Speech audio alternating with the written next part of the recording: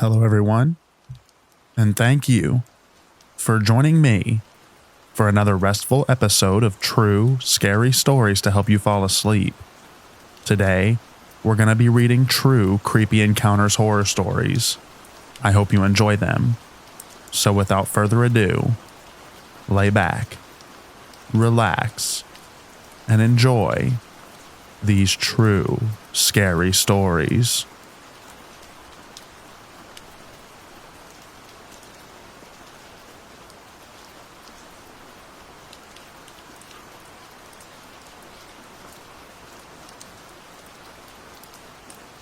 I'm a 30-year-old female, and the guy in this story looked to be about 35 to 40 years old. I was driving home on the highway, and there was a van in front of me. I was behind this van for several miles before I decided to pass. It was a 4-lane highway, so no vehicles or anything that would come in front of me. I was having no problem passing this guy. As soon as I made it almost to the point of me fully past him, he speeds up. So I proceed to speed up, because I am clearly trying to pass. He speeds up to be right beside my car, and keeps gesturing and waving at me, almost to signal me to pull over. I floor it and pass the guy, keeping speed to just get away from him. I see him slow down and kind of wave at me almost like a bye or hello type of wave. Then a few seconds after speeds up, going to the passing lane, and speeds up to be right next to my car. He motions again, almost like asking me to pull over. He pointed to himself and pointed to me.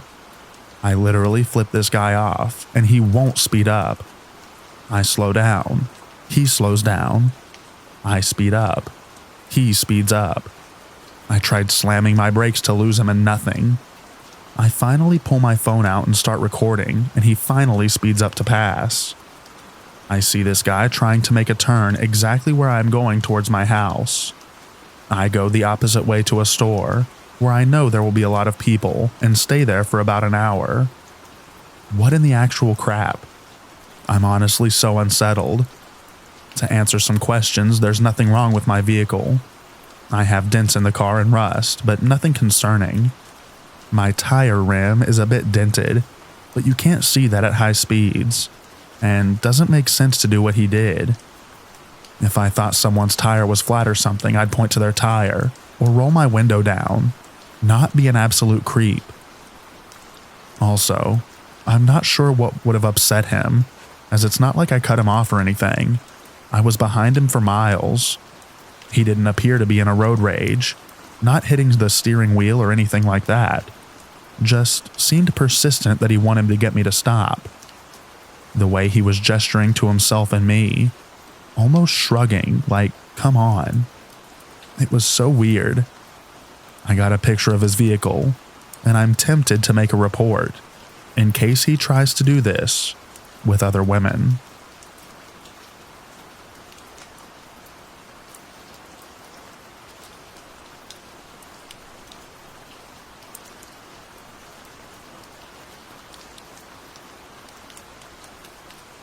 I was reading some of these at work the other day, and I remembered a creepy encounter that happened to my friend, sister, and I.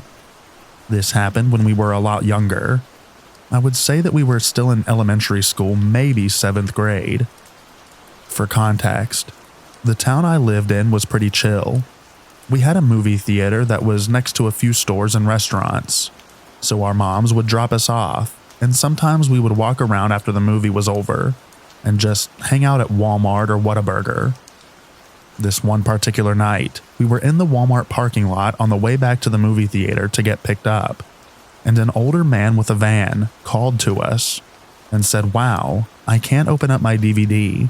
Can you guys please come over here and help me open it?"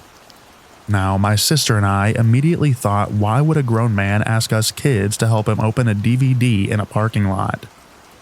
My friend, who was a male, immediately started walking towards the man, and we stopped him before he was close to him, saying that it was weird and we should get away from him. He wanted to be the man in the situation, but we were kids. What was he gonna do? Anyways, we get really scared and ended up sprinting away and not looking back. It wasn't as creepy as some of the other stories on here, but I'm glad that we didn't stick around to find out.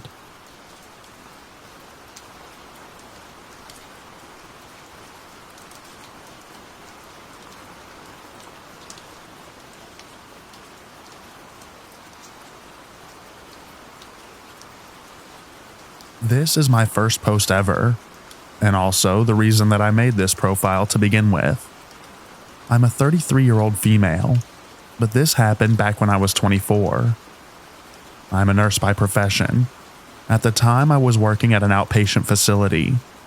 I was stuck on strictly night shift at the time, and to this day, I still get antsy during the night shift. For those that may not know, outpatient facilities are used for patients that are recovering from surgery. On a typical night, we would have 1 or 2. It was rare that we would have any more than that. I don't remember how many we had on this night, but it was somewhere along those lines. During the night, there were a few things that I was required to do, and would act upon request if needed. But me and the med tech were usually in the nurse's room, which was right next to our desk, watching TV and playing on our phones. We also had a security guard. It was an unarmed guard position, which I still have my issues with, and they did less than we did. Our full-time guard was a man who at the time was pushing 70. Don't get me wrong, he was the biggest sweetheart in the world, but if push ever came to shove, I don't know how effective he would have been in the state of crisis. Our other guard was a part-timer.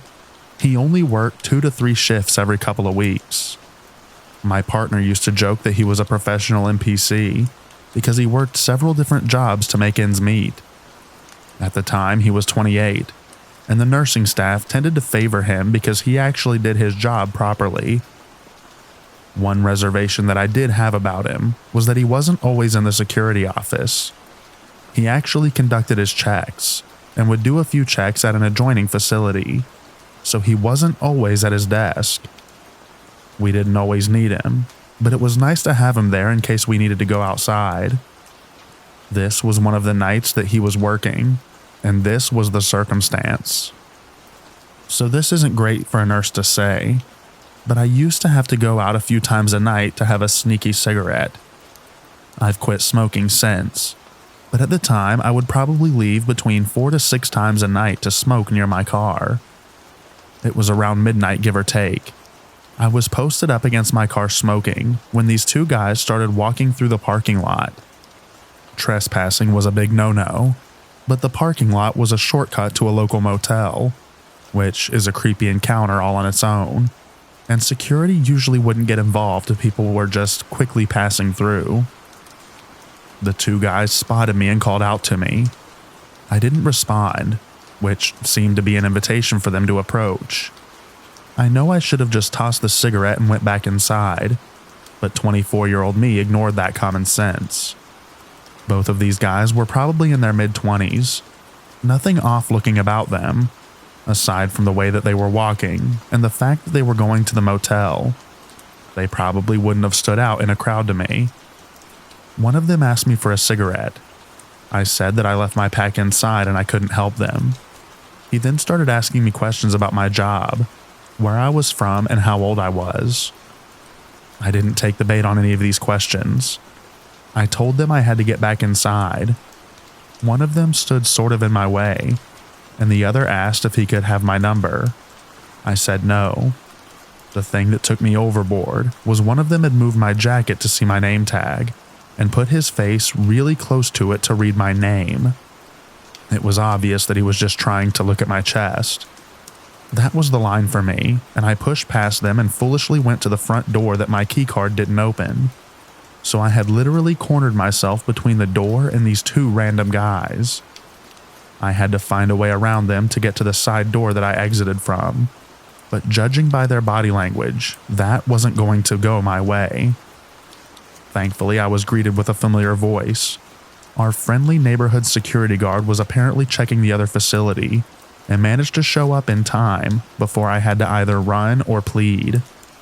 One of the guys got smart with him, but after an intense staring contest he backed down and the 2 left. I did enjoy the look on his face when he realized that he was actually dealing with someone who could probably cause him serious harm.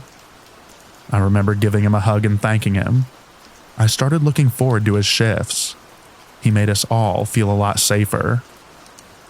After that, he and I would converse, and he would walk outside with me if I wanted to smoke, and we would occasionally split a pizza or something during our shifts that coincided. I know it is an incredibly conventional story about the man that would become your husband 3 years later and give you 2 beautiful little girls, but it's a story that reminds me that he's always had my back. To this day, I don't know what these 2 guys' intentions were, and as much as I'd love to believe that they wouldn't have tried anything in plain view of security cameras, being a nurse has taught me that people frequently don't think with their heads sometimes. I'm just grateful that divine intervention sent someone in the way of that, and gave me the best guy in the world. I didn't mean to turn sappy. Stay safe, everyone.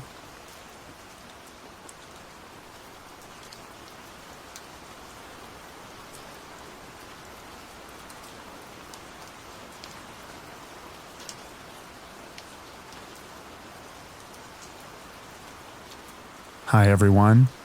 I'm pretty disturbed right now, and I don't really know who to talk to, so I decided to post here.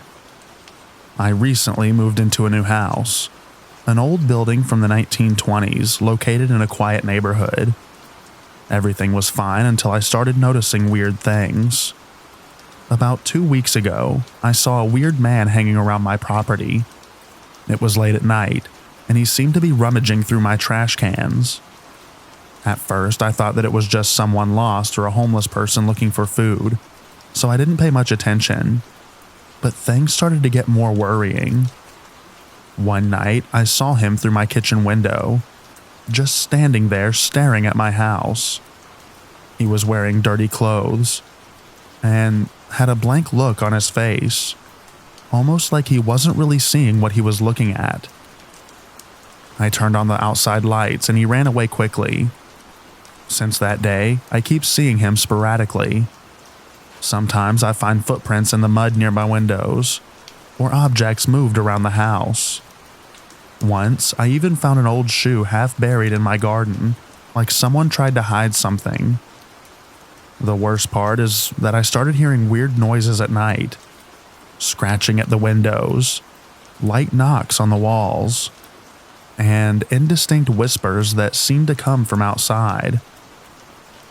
I called the police several times, but every time they arrive, the man is gone, and they don't find any traces of him.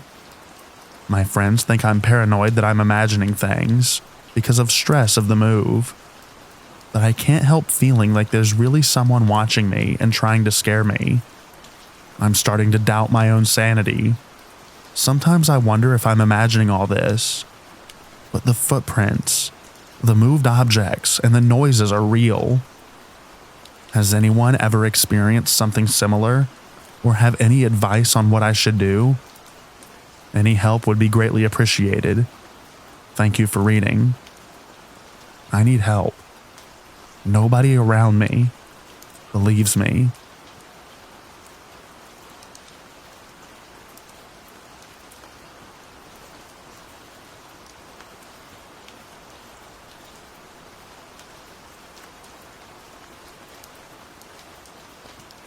For context, I live in a small trailer in central Wisconsin, and directly next to us is a railway that goes across the whole state and leads to a Walmart if you head down for 20 minutes. I was a teenager in 8th grade at the time, with no car or transportation other than a bike. The railroad tracks go in a straight line directly leading to Walmart. So if I were to bike to the Walmart, it takes me about the same time as if I walked straight down the tracks. So, more often than not, I would walk as I was never really a big fan of riding bikes, as I have had back issues since a young age. On this date in particular, I decided to head to Walmart for some dumb kid stuff shortly before the sun was about to set. This detail will come into play later. Basically, I went to the store and got distracted just looking around. Bought some food and drink and some trading cards, but left as the sun was going down. It's about a 20 to 25 minute walk home, and I decided to head straight down the tracks again. At about the 10-minute mark, it was getting very dark, and I was a generally fearful and anxious child due to my autism. I was scared of the dark until I was about 14 and a half, and would often have nightmares or see things that weren't in my closet, or dark corners, etc. So as it became too dark to see, I was getting extremely nervous and hypervigilant. 5 minutes later, I could swear that I was hearing footsteps crunching in the rocks lining these tracks that weren't mine. I stopped a few times to listen and confirmed that someone was walking towards me from a significant distance away. I could not see them at this point because of the darkness and lack of lighting across the railroad tracks. I had no phone or flashlight of any kind. At this point, I started freaking out internally.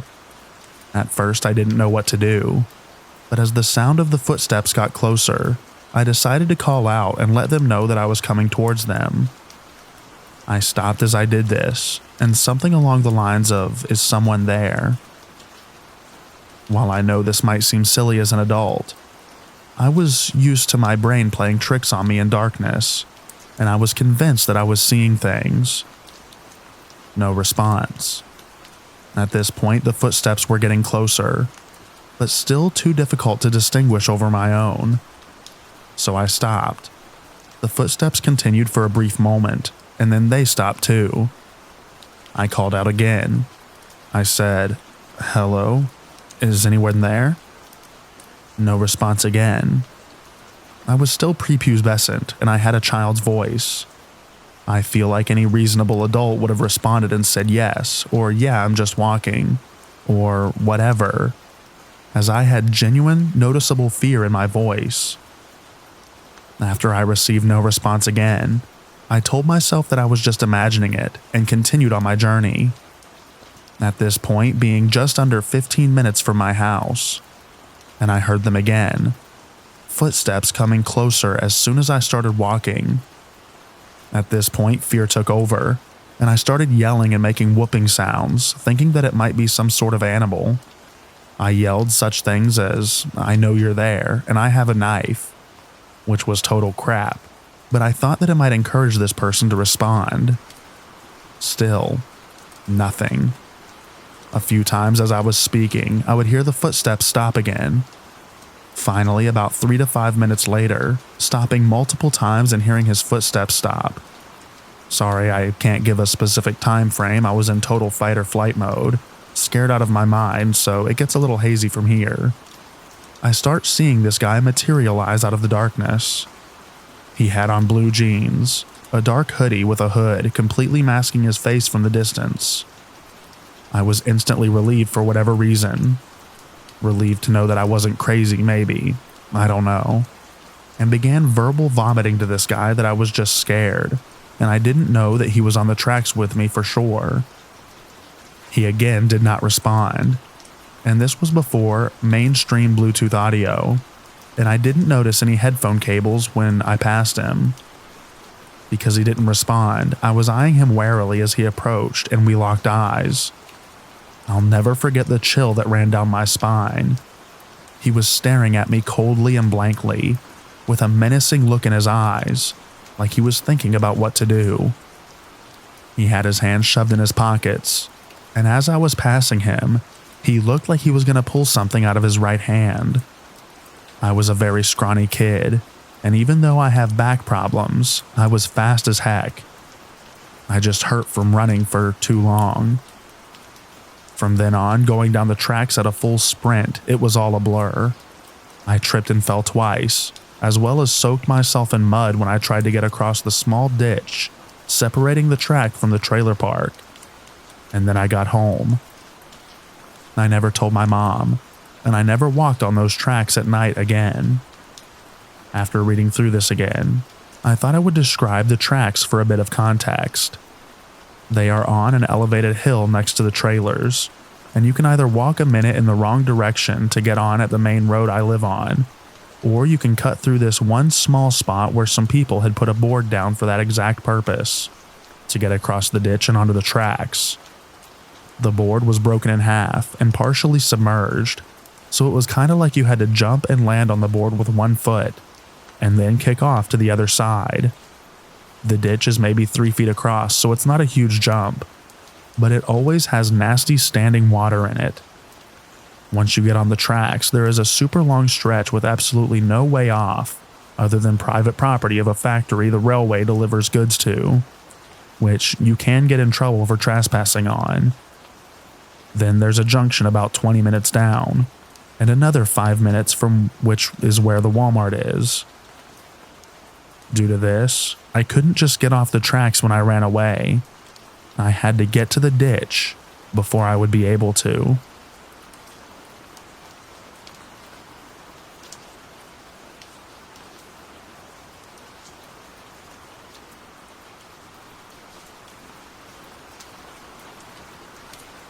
This happened to me about 10 years ago. I'm a female, and I was 18 at the time working in a very popular chain restaurant in my local mall.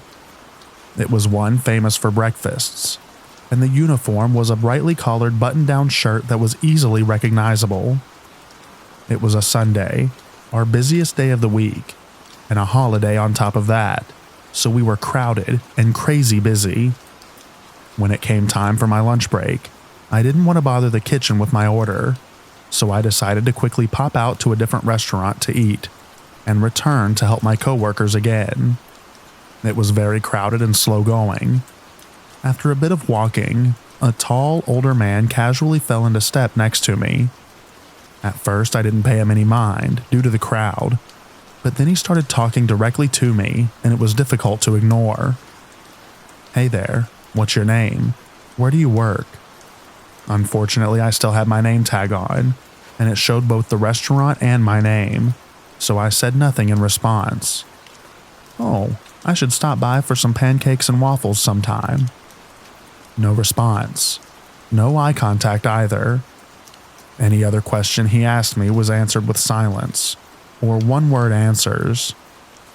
I was afraid to be impolite, but also really didn't want to give him any leeway.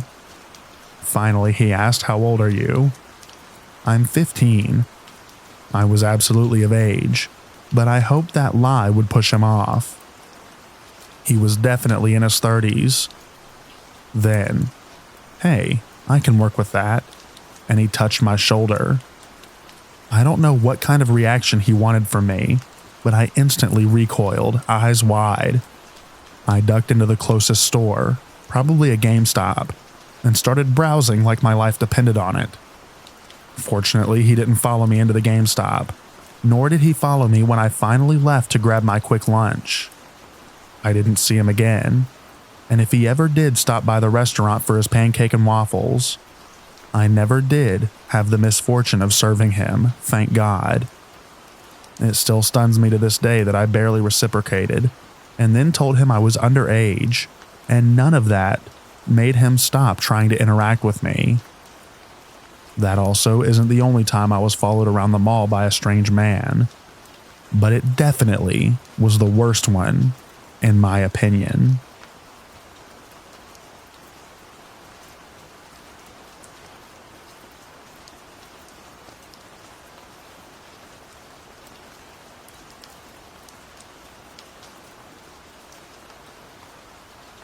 So, for a little bit of a backstory, I'm currently a 27-year-old female at the time of writing this, but the encounter that I'm going to describe took place when I was 21-ish.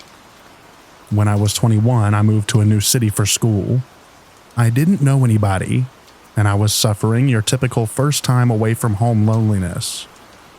A lot of this had to do with being separated from my best friend for the first time, and I was desperate for some companionship. I took to dating apps to try and build some sort of a bridge. I had a couple of dates which ultimately didn't work out, but I guess that isn't so important. I matched with this one guy. He seemed like the whole package. He was cute. He was into music, art, and we had a mutual love of Stephen King.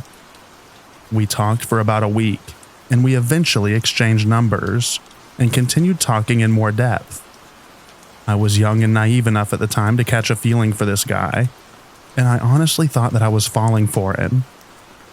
We talked in depth for about another week. He got to know me very personally, and it was scary to me how much we had in common. We made a date to meet at a bar. He told me he was running a little behind, and to go have a drink at the bar and he would meet me there. It was sort of late afternoon, so the area was fairly empty. They had 2 other girls that showed up at the bar during my time there. One of the girls had broken our silence by saying that she was there for a first date with a really cute guy, and she was nervous, and asked if me or the other girl had any advice for her. Oh, how cute. I was there for a first date too that I was extremely excited about. The other girl was also there for a first date with a guy. We shared our thoughts and really hyped each other up. It was a total sister bonding moment. That was until we all drew the conclusion that we were there to meet the same guy. Same pictures, different names, different personalities. This guy played us in a big way. Believe it or not, this was actually a huge letdown that turned into something good. The 3 of us ended up hitting it off naturally, and we actually stayed at the bar and talked. Since then, the 3 of us became really close, and both are serving in my upcoming wedding. We just clicked over the mutual embarrassment. One of them actually lives with me, and we truly became best friends. But now, on to the subject of my wedding. Over the weekend, I had my bachelorette party trip. My fiancé had his bachelor's party trip over the weekend as well. He and his friends were staying at a fishing camp, while me and my friends were at an Airbnb not very far away. It wasn't a huge trip or anything like that. We just wanted to have a good time. Well, we were really enjoying ourselves. I had to go shopping one day at a nearby store where my longtime best friend and 2 other best friends joined me. Not to give too much information, but I had to buy a new bra. That'll probably be relevant in a bit. That night, we're playing Cards Against Humanity and having some drinks. It got to the portion of the evening where my mom wanted to go around the room so everyone could tell how they met me, a cringe story, or anything they wanted to share. I wasn't looking forward to that, but it's customary. And oh, did it ever lead to something. One of my best friends, one that I met in the bar, came forward for her turn and laid quite the truth out on the table. So apparently, that day where the 3 of us showed up for a date with the same guy was completely and meticulously orchestrated. She was having trouble making friends of her own, and she noticed me and the other girl at school. She made a fake dating profile after apparently hearing the 2 of us mentioning it at some point, and essentially stalked the app until she found us. This is how she got to know us, which is why we were all able to hit it off so easily. She orchestrated this whole thing in order to make friends. Her cadence and her delivery of the story was so strange. It was so creepy. First of all, it was a big revelation, and it's a strong relationship built on deceit. I honestly felt violated and very uneasy. My mom cut through the tension by changing the subject. Later, I was outside playing my guitar when my best friend and other best friend, I'm sorry I could have given them alternate names, came outside. We discussed it and also mutually agreed that it was really weird, and she picked a heck of a time to drop this bomb. So many things that once seemed so innocent started taking on a more creepy undertone. Just the day before, this girl was in the same fitting room as me while I was trying on new bras. She has pictures of the 3 of us together on the mirror in her bedroom. I personally got out of that kind of thing in high school, but given the recent revelation, it just adds some ick to the mix. We've shared very intimate details about some of our lives, and I'm now wondering what's true and what's not. I called my fiancé that night and asked if I could see him. Not for the reason of what I described, I just missed him. He was thrown off by the story. He didn't know how to feel about it, and also said that he wouldn't have known what he would have done if one of his buddies did that with him. I feel betrayed. Maybe I'm overreacting. But if I am, I'm not the only one. I mean, I guess nobody got hurt, but it was a creepy way of taking advantage of two people who were vulnerable.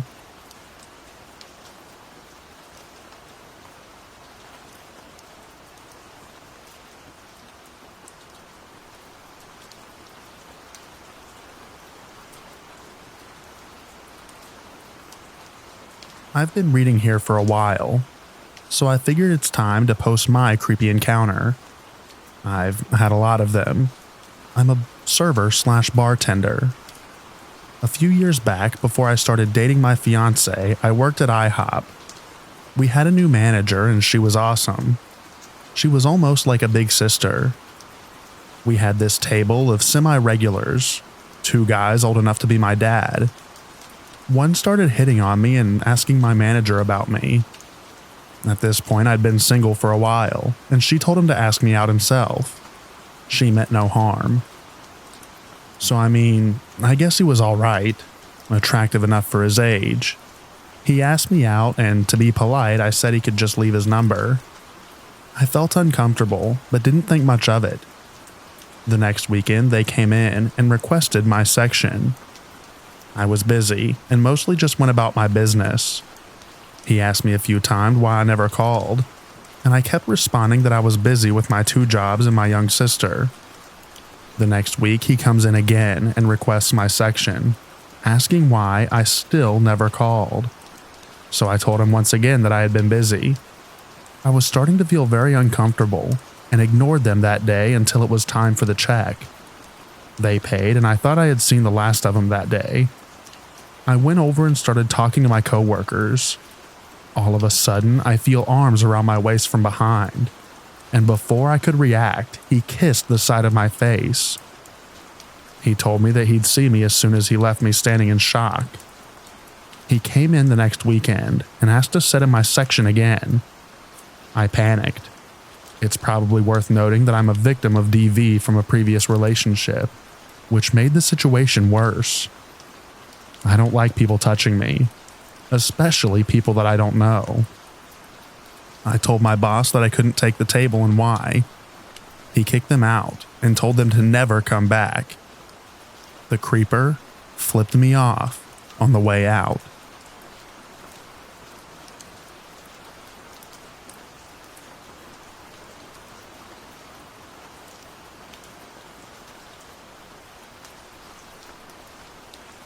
I recently acquired a new roommate. The entire situation should have never happened, but I need someone to help me with rent. So a Craigslist posting later, he moved in.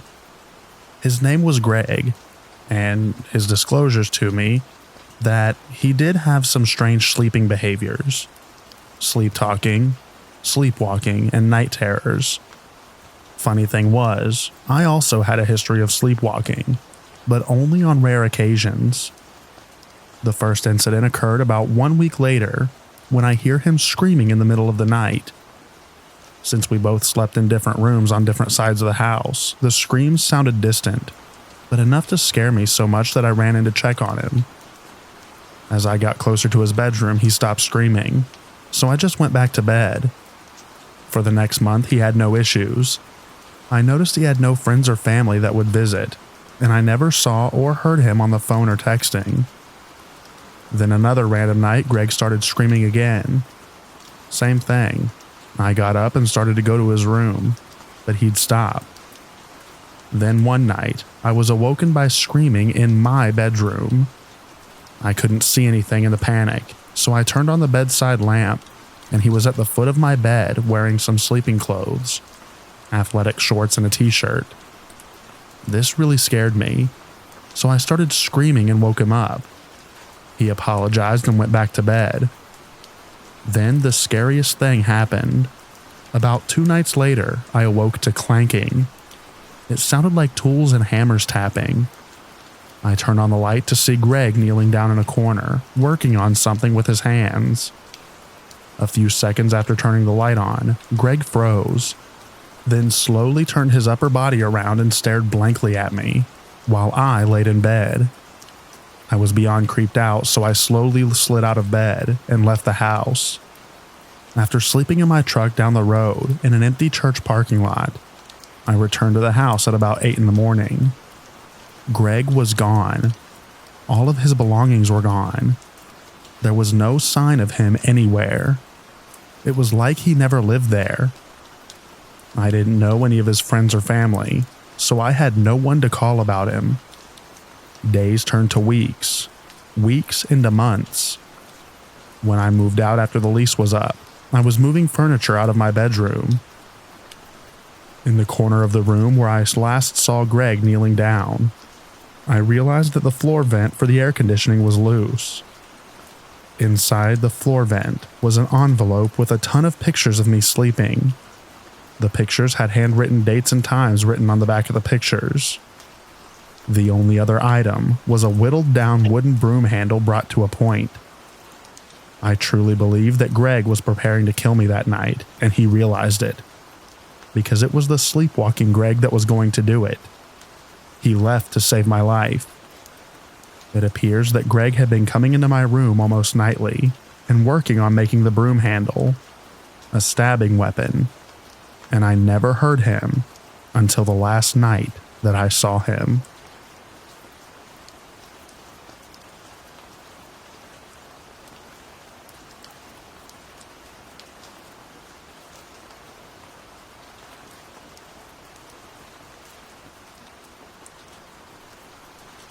When my daughter was 2, I was having a tough time as a single mother and decided to take a road trip up Highway 1. I made reservations in Trinidad at a cool cabin in the woods within walking distance of the beach. Before I left, my stepfather gave me a loaded .38 revolver, which I stored under the driver's seat.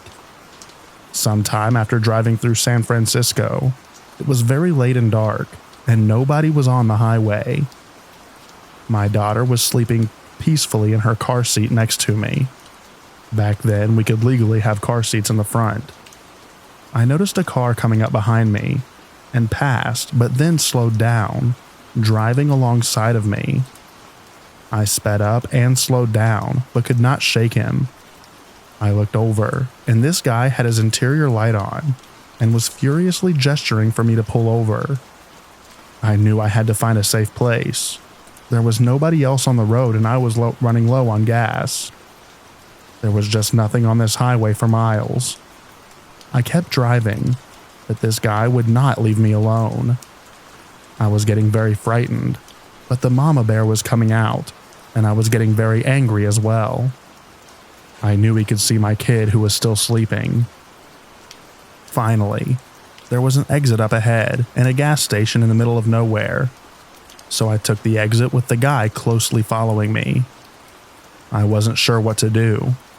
The gas station was brightly lit but had no customers.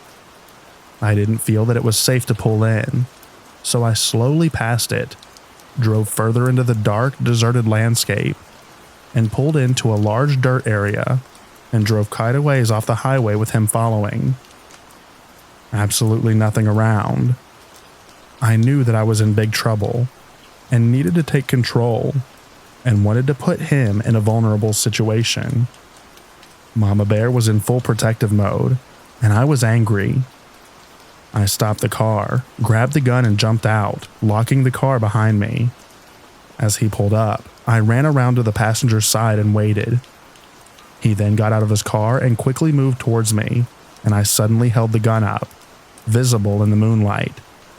He came to a halt surprised, and I then leveled the gun across the car, taking aim, and waited. He stood there, weighing his options, and then turned around, got back in his car, and left. Not a word was spoken, and it totally freaked me out.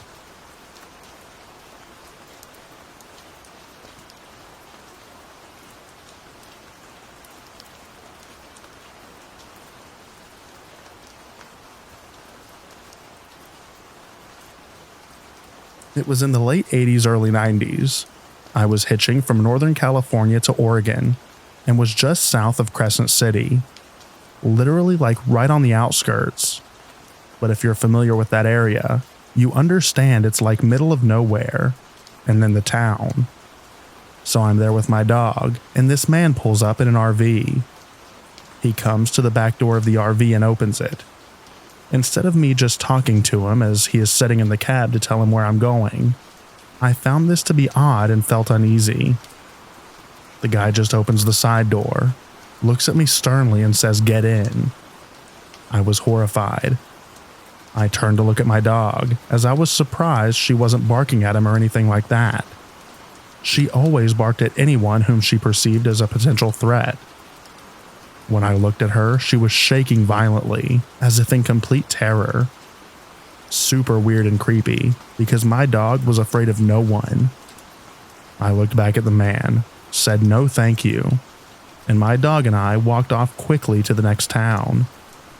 If the town hadn't been literally right there, I likely would not be sharing this story with you today. I am sure of it.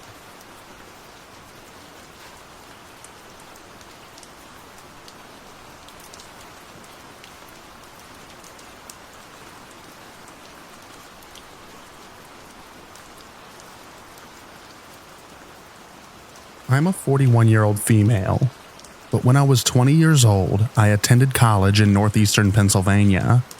I lived off of campus and had a part-time job at a local mall. The mall was just over a mile away, and I would walk to and from work regularly. The mall generally closed at 9 p.m., and I would finish my closing tasks and start walking home at around 9:30 p.m. or 10 p.m. at the latest.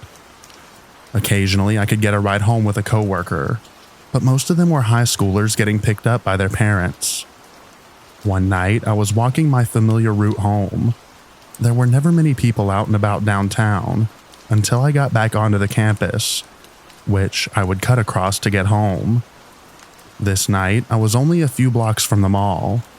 I noticed a van parked on the next corner, but didn't think anything of it initially.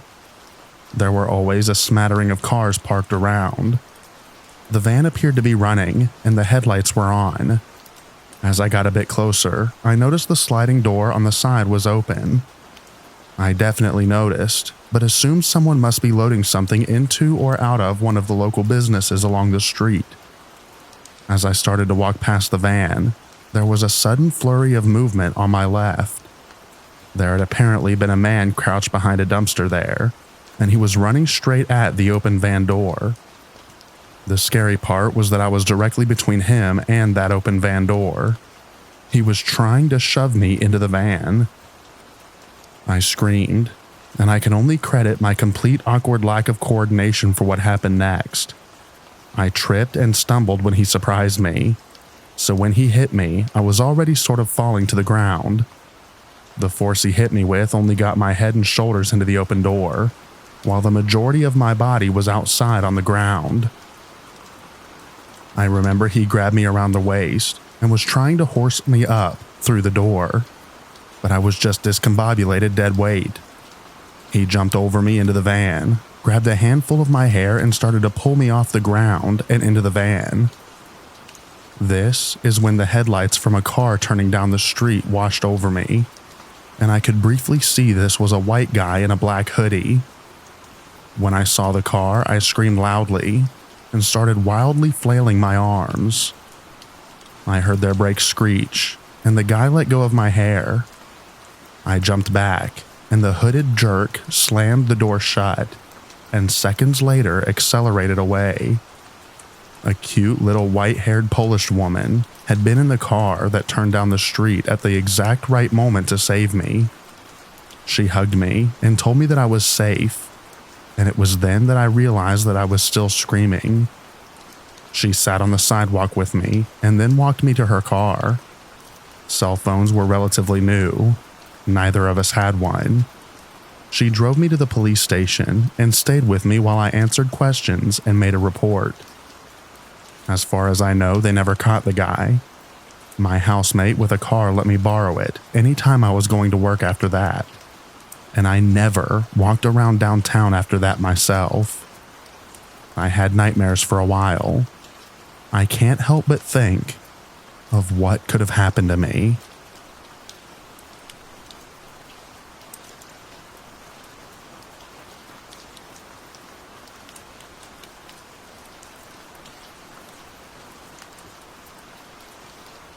I'm a 41-year-old female, and I live in Montana.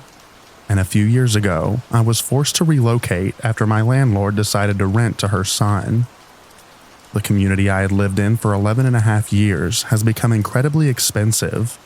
$787,000 median home price. Unfortunately, I was forced to relocate to another city, and because of the unexpected move and associated costs, I moved in with a roommate. My roommate left to pursue better job prospects about 3 months after I moved in. Our unit was a triplex, so there were 2 gentlemen that inhabited the other units. I was never added to the lease as the property manager required a full deposit, and I was not in a financially healthy spot at the time. I remained in the unit for 1.5 years on my own, paying the rent and utilities. I became very good friends with the man in the unit closest to mine. We'll call the man Devin, a 52-year-old male. Devin was a disabled veteran in recovery. I also am a veteran, so he held a soft spot in my heart. We shared meals, hung out, and discussed all of life's mysteries, and would look out for one another. Devin had gone to treatment for 6 weeks, and I had watched his cat while he was gone. Our friendship developed over the course of 1.5 years. Devin had expressed romantic interest. However, right from the beginning, I clearly informed Devin that I did not share those feelings, and we would never be more than good friends. Devin seemed to be lonely, which made sense. However, I am a person who requires alone time to recharge my batteries. I set strict boundaries for Devin, as he wanted to hang out all of the time. I would catch him walking through the front yard multiple times a day to get the mail, which I believed was to see if I was outside so he could stop to chat. When I would leave in the morning to go to work, Devin was always outside to tell me that I looked nice and to have a good day. I told him that that made me feel uncomfortable, and he should just send a text letting me know if he wanted to hang out and wait for a response. There were a couple of times that I yelled at him for overstepping my boundaries. The first, I had just got home and pulled into my garage. I was on a phone call and had stayed in the car. Devin looked through the garage window to see if I was home. I was annoyed, but didn't really think much of it. The second, I was getting dressed in my room in the summer, so the window was cracked. I felt this was safe as the window was not in a place that anyone should be walking by, as it was on my patio at the back of the home. I caught Devin peeking through. I lost it. I let Devin know under no uncertain terms that his behavior was inappropriate, and that if he didn't respect my boundaries, we would no longer be friends. Last year, while I was still in the home, I had asked Devin to watch my dog for a couple of days so I could go to a family event out of state. Devin was happy to help, and I was very appreciative.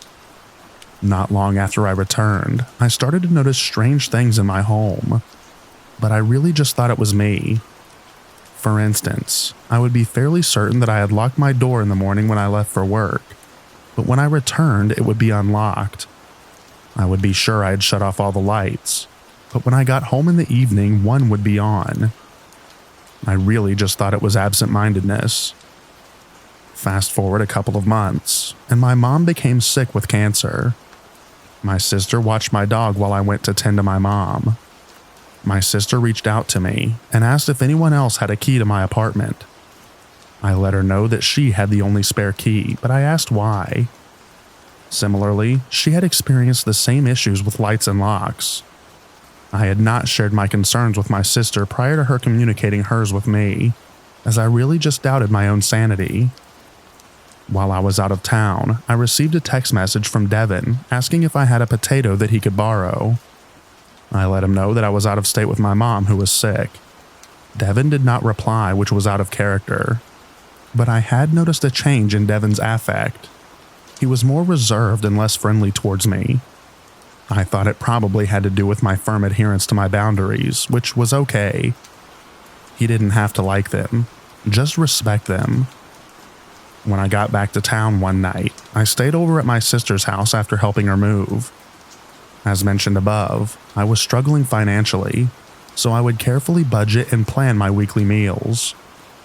The morning before my sister's move, I had placed 3 pieces of bacon into a Ziploc bag to be used later for a BLT. When I returned that following morning, much to my disbelief, there were only 2 pieces of bacon. I held the bag in my hands, knowing that there had been 3. No longer did I doubt myself. I called my sister and let her know that someone had been getting into my house. I always keep the place locked. The only logical thing that could have happened is Devin made a copy of my key when he had watched my dog in the fall. My sister reminded me about the potato text. The potato in the counter basket was gone. I had enough information to be certain that my neighbor had violated my trust and was no friend. However, I still wasn't afraid of him. As I mentioned, he's a disabled vet and was somewhat feeble and sickly. I was not scared of a confrontation. I immediately went to the hardware store and purchased a camera that streams to your phone once the motion detector had been activated. I placed it in the facing the side door where Devin would enter. It also had 2-way audio capability, so my plan was that when Devin decided to enter my home again, I would see it and say over the camera something to the effect of "Get out of my house, put the key you copied on the counter, and never try to speak with me again or I will contact law enforcement." As I wrote above, I was not on the lease and did not want to be homeless, so I could not turn to the property manager for help, and Devin knew it. In the evenings, I started placing a jug of cat litter and a kitchen chair in front of the door that I knew that Devin was accessing the apartment from. But I never expected that he would attempt to come in while I was at home. And really, he had only taken a piece of uncooked bacon and a potato. Laying on the couch one night watching TV, I thought that I had heard something sliding on the floor in the laundry room where the door was. But I knew that there was no way he would come in while I was home. My cat was running around playing, so I decided that it was probably just her, and I was being paranoid because of all that had happened. The next morning, while changing my laundry, I noticed the litter and chair had been pushed 3 to 4 inches. I checked the sensitivity of the camera and found that I was able to replicate by slowly opening the door. Devin tried to come in while I was home. Why? That morning, I took bear spray into the shower with me while my knees knocked. I was terrified. I felt vulnerable and violated. Devin knew that I knew also now. He knew that I had placed a barrier in front of the door. After that morning, he was never outside in the morning, nor did he walk through the yard to get his mail. I obtained a firearm for protection and did make a police report. The police officer was annoyed with me, as I did not want to approach Devin, as all Devin would need to do was report me to the property manager and I would be homeless. I am grateful that whatever he was up to was apparently thwarted. The fact that he tried to come in while he knew that I was home gives me the heebie-jeebies. I wonder if he went through my underwear, watched me while I slept, etc. Since then, my situation has greatly improved. I ended up moving out shortly after to take care of my mom. I got my own place again a few months ago. I will never put my trust in another neighbor for pet or house setting ever again. It still blows my mind that I had some jerk stealing from me and likely stalking me. This story just solidifies that one should always trust their gut. There were so many times that a red flag was screaming, and I just thought that I was being crazy.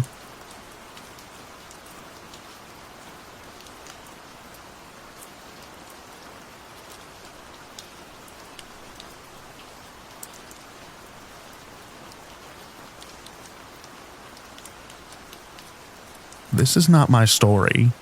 Rather, my mom's from the late 80s. This'll be a short one, but after all these years, I still think about it. My mom was spending an ordinary night in her apartment. She had a miniature dachshund named Rocky, whom was her only roommate. For context, my mom is a really pretty blonde. She was frequently complimented on her looks, and still is. She had recently rented this place to escape a soured relationship, a fresh start, if you will. Getting ready to tuck in for the evening, she started to the front door to let Rocky outside to use the bathroom. Something came over her to look outside first. Just that split second is all she needed to listen to her intuition and take a peek out the window. As she looked outside, she saw a man standing at her door, staring directly at her front door. No one had knocked or made any sounds. He was just standing there, as if he was waiting for her to open the door for the very reason she intended. My mom immediately called the police, and when officers arrived, the man had vanished. She never got a great look at him since it was dark. Other than acting extremely suspicious and creepy, there was nothing the cops could really do, other than to keep an eye on the place and look out for this man. My mom spent the rest of the evening with one of her girlfriends, who came over to stay the night with her. Not exactly a terrifying story, but one that I remember strongly of her telling me when I was in my 20s. I shudder to think what could have or would have happened if she opened that door. I got the sense that this person knew my mom lived alone. Who knows? Maybe it was someone at the wrong door, or someone just playing a prank that they never owned up to. My mom has always been tough as nails. Maybe that also goes hand in hand with being smart and trusting your instincts.